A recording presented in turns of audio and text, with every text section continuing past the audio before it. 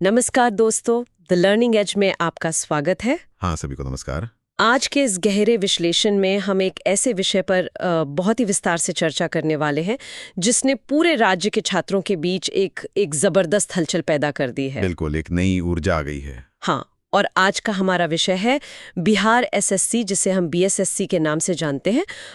उसका 2026-27 का नया और बेहद इंतजार किया गया एग्जाम कैलेंडर, जो कि अपने आप में एक बहुत बड़ा डॉक्यूमेंट है। सही कहा।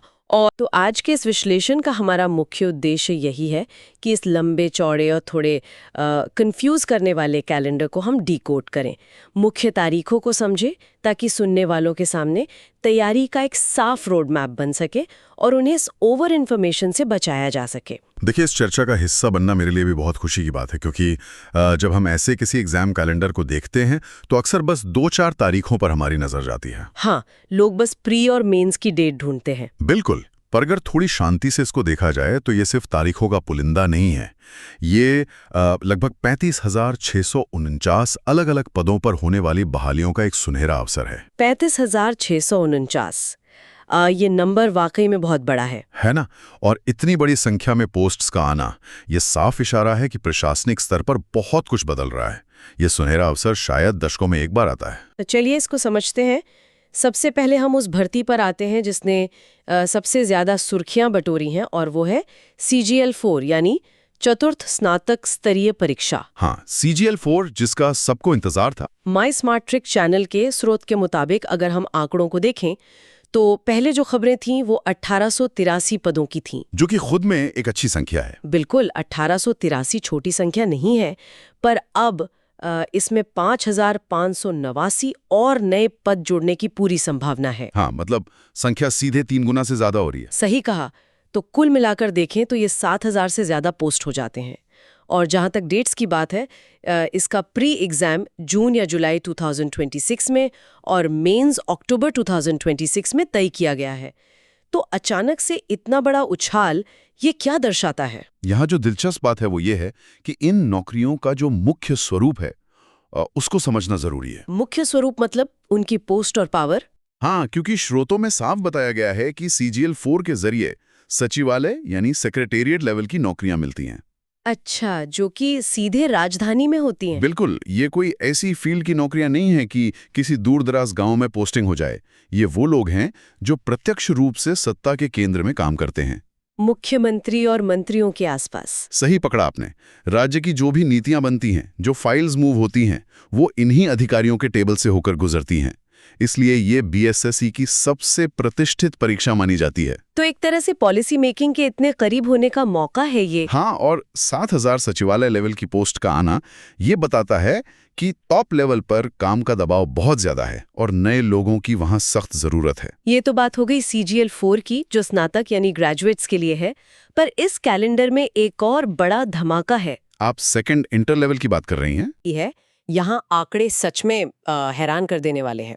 25,000 से ज्यादा पद। ये नंबर वाकई माइंड बॉगलिंग है। बिल्कुल, और ये उन सभी उम्मीदवारों के लिए बड़ा मौका है जिन्होंने 12वीं पास की है।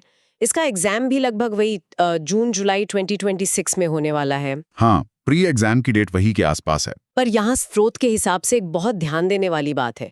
जून जुलाई में एग्जाम है और अभी हम उस हिसाब से देखें तो सिर्फ लगभग 90 दिन यानी 3 महीने बचे हैं तैयारी के लिए। हाँ, और जब 25,000 पद हों तो आप मानकर चलिए कि फॉर्म्स लाखों में आएंगे। 25 से 30 लाख फॉर्म्स तो आराम से आएंगे।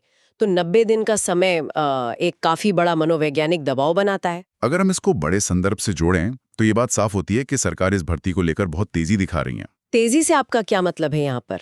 मतलब ये कि स्रोत के अनुसार सरकार का लक्ष्य इन सभी उम्मीदवारों की ज्वाइनिंग दिसंबर 2026 तक करवाने का है। दिसंबर 2026 तक ज्वाइनिंग? ये तो सच में मिशन मोड हो गया। बिल्कुल मिशन मोड है। देखिए, इंटर लेवल के लोग प्रशासन की रीढ़ की हड्डी होते हैं। क्लॉक हो गए, राजस्व कर्मचारी या पंचायत सचिव, जो सीधे आम जनता से जुड़ते हैं। हाँ, और इनका ग्राउंड पर होना बहुत जरूरी है। अब 90 दिन के दबाव की बात करें तो उम्मीदवारों को अपनी दिशा बदलनी होगी। मतलब अब नई किताबें पढ़ने का वक्त नहीं है। एकदम नहीं। अब सिर्फ मॉक टेस्ट लगाने का समय है। टाइम मैनेजमेंट और जो वीक टॉपिक्स हैं उनका फास्ट रिवीजन, यही दिसंबर 2026 तक आपसे ज्वाइनिंग लेटर पकड़वाएगा। पर क्या सरकार के लिए इतने कम समय में 25.5 लाख लोगों का एग्जाम और फिर ज्वाइनिंग करवाना संभव है? चुनौती तो बहुत बड़ी है। पेपर लीक से बचना, रिजल्ट निकालना, ये एक लॉजिस्टिकल नाइटमेयर होता है प्रशासन के लिए। पर टारगेट तय है, इसका मतलब कमिटमेंट लेवल हाई है। सही बात है। अब इस तेज रफ्तार वाली ट्रेन में सिर्फ क्लार्क या सचिवालय के लोग नहीं हैं। यहाँ पर बात सच में बहुत रोचक हो जाती है। हाँ, कुछ बहुत ही यूनिक पोस्ट्स भी हैं इसमें। बिल्कुल। स्रोत में एक ऐसी पोस्ट का जिक्र है जिस पर अमूमन ध्यान नहीं जाता, और वो है अमीन का पद। अमीन, इसकी काफी डिमांड रहती ग्राउंड पर। हाँ, और स्रोत ने इसके बारे में एक दिलचस्प जानकारी दी है। पहले बता दो, इसके 54 पद आने वाले हैं और नोटिफिकेशन अप्रैल 2026 में आएगा। 54 पोस्ट देखने में कम लगती हैं, पर इसकी वैल्यू बहुत है। वही तो, स्रोत में बताया गया है कि अमीन का मुख्य काम जमीन नापना होता है, बीघा या कट्ठा में। और अगर कोई इसे प्राइवेट रूप से करता है तो वो रोजाना 6,000 रुपए तक कमा लेता है। हाँ, ये आंकड़ा सुनने में थोड़ा अजीब लग सकता है किसी नए इंसान को, पर ये जमीनी हकीकत है। रोजाना 6,000 रुपए प्राइवेट रूप से, ये तो बहुत बड़ी बात है। इसके पीछे एक सामाजिक कारण है। देखिए, जमीन के विवाद अमूमन हर जगह होते हैं, खासकर गांव और कस्बों में। भाइयों में बंटवारा हो या पड़ोसी से झगड़ा। बिल्कुल। अब प्राइवेट आदमी कितना भी अच्छा नाप ले, लोग उस पर सवाल उठा ही देते हैं। पर जब एक सरकारी अमीन वहां अपना फीता चलाता है, तो उसकी रिपोर्ट पर सरकारी मोहर लगती है। और वो कानूनी रूप से मान्य होती है। सही कहा, कोर्ट कचहरी में वही चलती है। इसलिए सरकारी अमीन की भूमिका और उनकी डिमांड हमेशा बनी रहती है समाज में। ये काफी रोचक तथ्य था जो स्रोत ने हाईलाइट किया। अब ऐसे ही कुछ और पदों की बात करें तो कार्यालय परिचारी यानी ऑफिस अटेंडेंट की बात आती है। ऑफिस अटेंडेंट, इनकी भी अच्छी खासी वैकेंसी है शायद। बहुत अच्छी खासी। स्रोत के आंकड़ों के हिसाब से यहाँ एक दोहरी रणनीति दिख रही है। पुराने 238 पदों का जो मेंस है वो मार्च 2026 में तय है। मतलब पुराना बैकलॉग क्लियर कर रहे हैं। हाँ, और नई चीज ये है कि इसमें 5,131 नए पदों का भी ऐलान है, जिसका प्री एग्जाम जुलाई से अगस्त 2026 के बीच होना है। ये तो वही बात हो गई कि एक तरफ पुराना कचरा साफ करना और दूसरी तरफ नए लोगों को सिस्टम में लाना। 5,000 से ज्यादा अटेंडेंट एक साथ। देखिए, जब 35,000 नए बाबू और अधिकारी आएंगे तो उनकी फाइल यहाँ से वहाँ रखने के लिए अटेंडेंट्स तो चाहिए ही ना। ये पूरा इकोसिस्टम एक साथ अपग्रेड हो रहा है। बिल्कुल, एक चेन है जो जुड़ी हुई है, और इस इकोसिस्टम की विविधता यहीं खत्म नहीं होती। हाँ, आगे और भी कई अलग अलग फील्ड के पोस्ट्स हैं। स्रोत से कुछ और भी डेट्स मिली हैं, जैसे नगर प्रबंधक यानी सिटी मैनेजर के 373 पोस्ट्स हैं।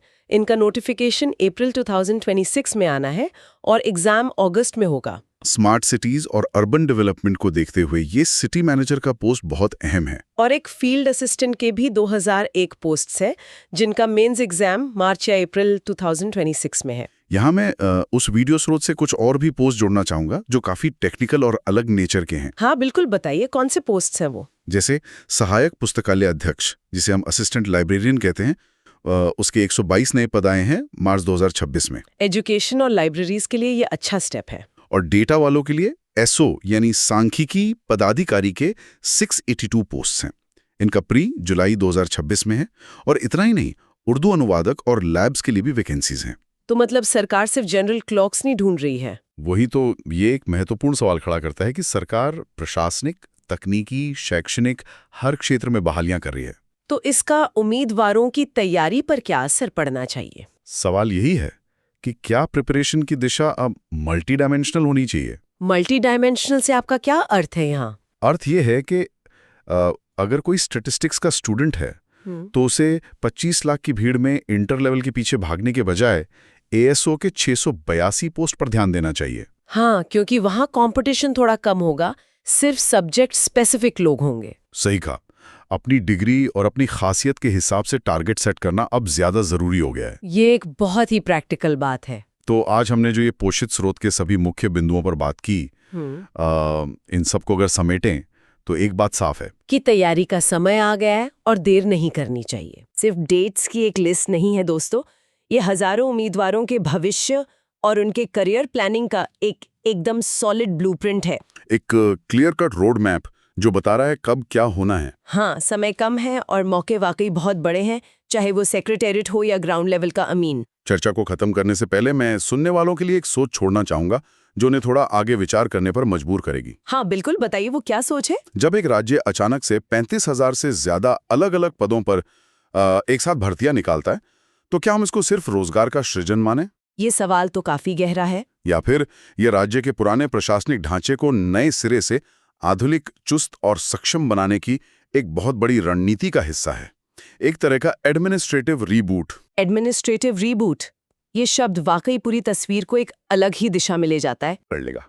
एकदम नई ऊर्जा आएगी सरकार के कामकाज में। ये वाकई एक बड़ा नजरिया है जिसे आज के इस विश्लेषण ने सामने रखा है। जी, मुझे भी आशा है कि उम्मीदवारों को अपनी तैयारी की दिशा तय करने में इस चर्चा से मदद मिलेगी। तो इन्हीं विचारों और एक क्लियर ब्लूप्रिंट के साथ हम आज के इस गहरे विश्लेषण को यहीं पर विराम देते हैं। नए तथ्यों को सीखते रहने और अपनी समझ बढ़ाते रहने का ये सिलसिला चलते रहना चाहिए। हमारे साथ जुड़े रहने के लिए आप सभी दोस्तों का बहुत बहुत धन्यवाद। अगर आपको वीडियो पसंद आया तो लाइक बटन दबाएं और चैनल को सब्सक्राइब करना ना भूलें।